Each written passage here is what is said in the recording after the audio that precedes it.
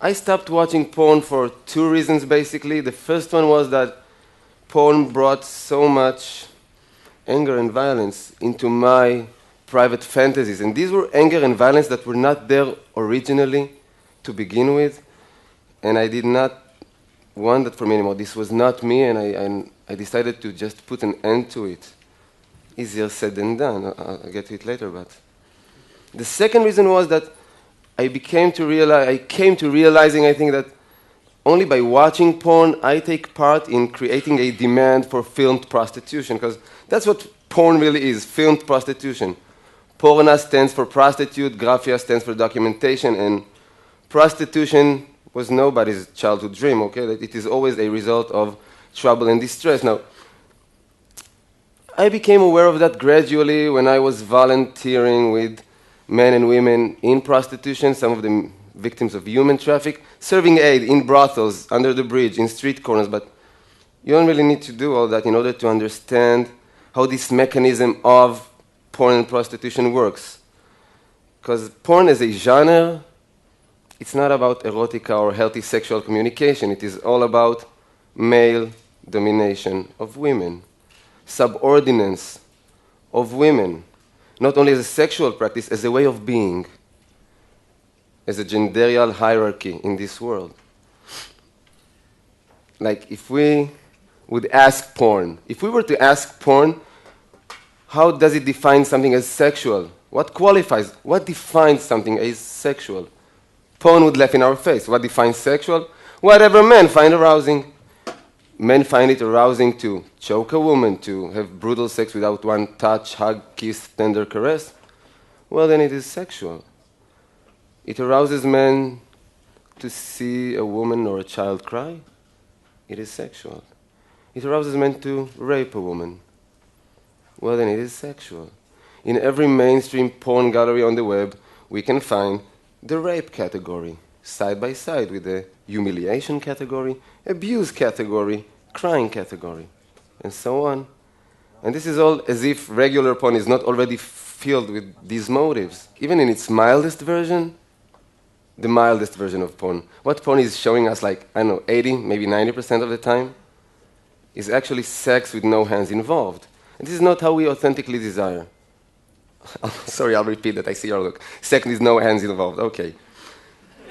If you're not going to give up watching porn, so next time you do watch, just notice that porn cameras have no interest in capturing any normal sensual activities, such as petting, caressing, making out, touching, hugging, kissing. No.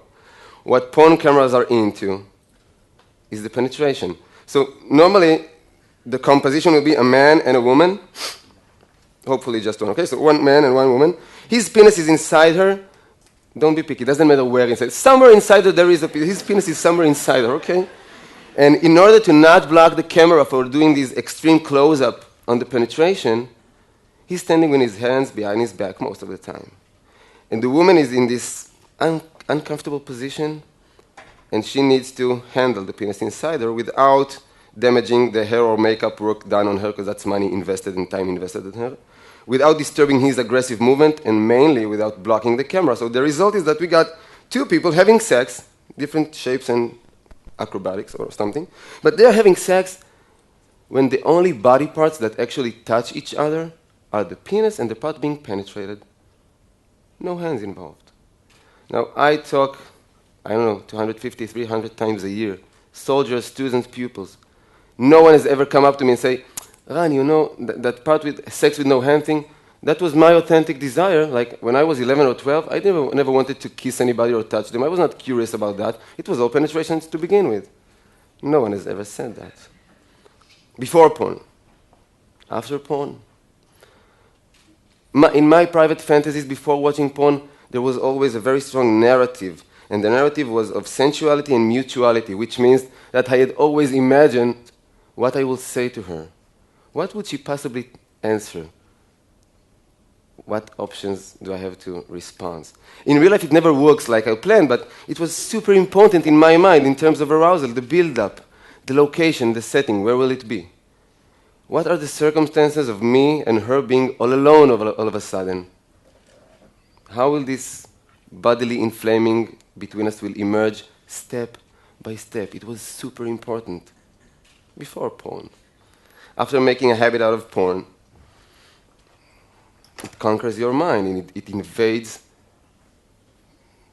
your brain, and I lost my ability to imagine, which means I found myself, and I won't be too explicit, but trying to masturbate, just closing my eyes, trying to fantasize desperately about something human and not making it because my head was bombarded with all those images of women being violated and subordinated and forced into pretending they enjoy diabolic sperm rituals, okay? So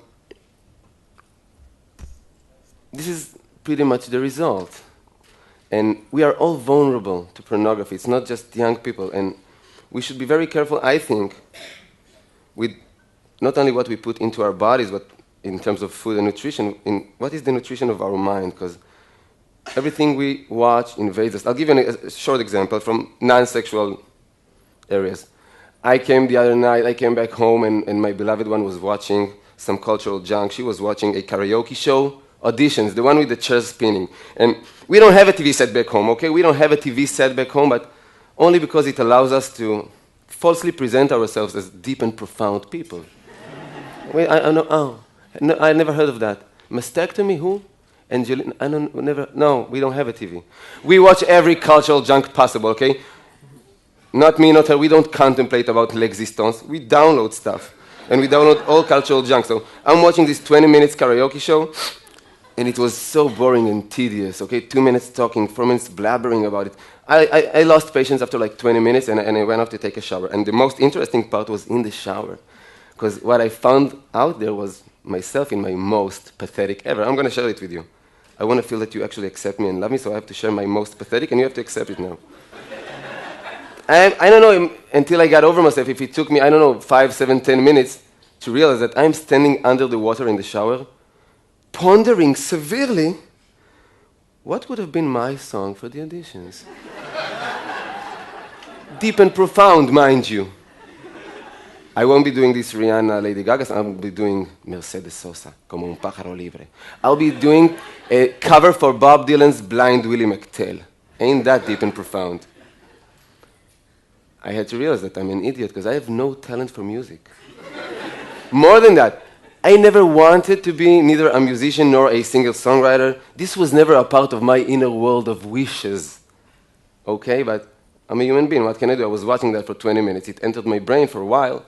So if we take this example and we just try to measure or estimate the impact of 20 minutes of watching no matter what, how it invades our mind and conquer our wantings and desires, let's just try to imagine, or I can share with you orally, what is the impact of 20 minutes of watching porn once, twice a week, nothing unmoderated?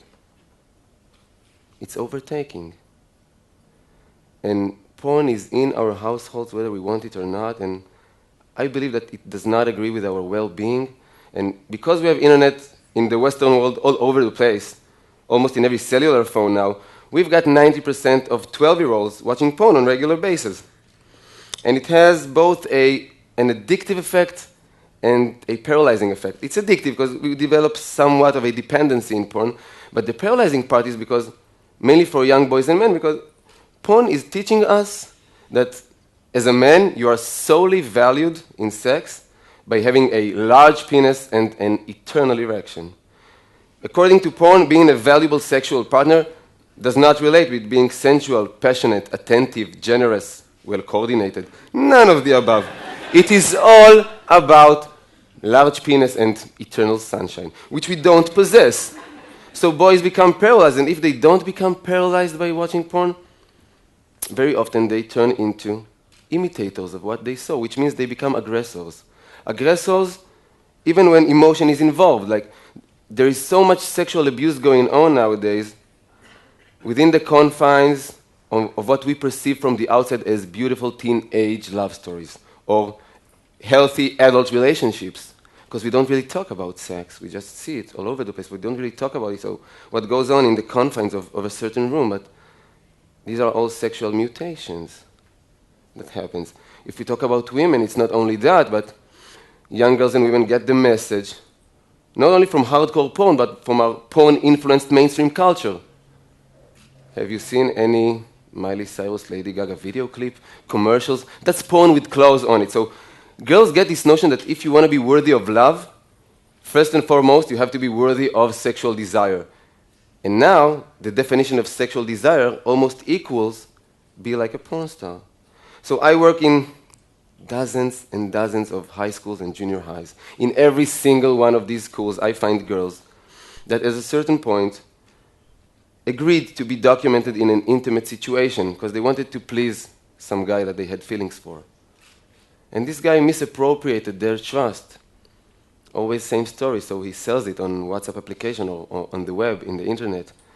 And normally nobody even addresses him in terms of moral. But it is always girls that suffer from shaming and mortification. They can change school, they drop out normally. Change school, move to another city and still be haunted on social networks.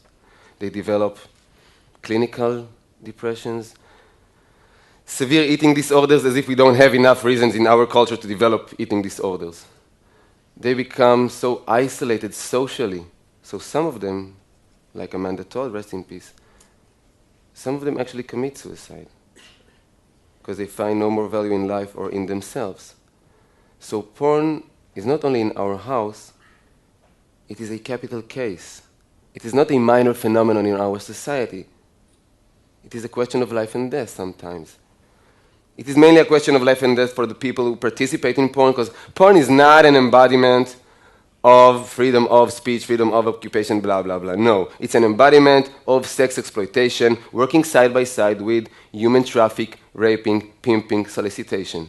For every one porn star with a book contract or a production company, we've got hundreds of thousands of women and girls who does not survive out there. Literally, they just don't make it. The sex industry just, how do you say, chews them up and spits them back into brothels, into hooking in the street, escorting, massage parlors with happy or unhappy ending, depends who you ask. And I'm not joking, this is serious life. This is the whole spectrum of prostitution. So many of them doesn't even make it to the age of 50. I'm talking countries that the average life expectancy is 75, 76 years now. They don't make it to the age of 50, for reasons mainly. Drugs, STDs, sexually transmitted diseases, being murdered by a John, a pimp, a boyfriend. And the fourth reason is suicide once again. Because if you're a prostitute, on camera or off camera, you're in the situation that we can refer to as social death. We have all sat in the dinner table with people who probably consumed prostitution, that have been to a brothel once, twice, at least. We never sat down to the table with a prostitute, not with a declared one. So that's social death. It is not glamorous, not at all. And when I sit in the privacy of my room and I watch porn, even without paying, no need to pay, it's free, okay? I hope you know that, if you're still consuming.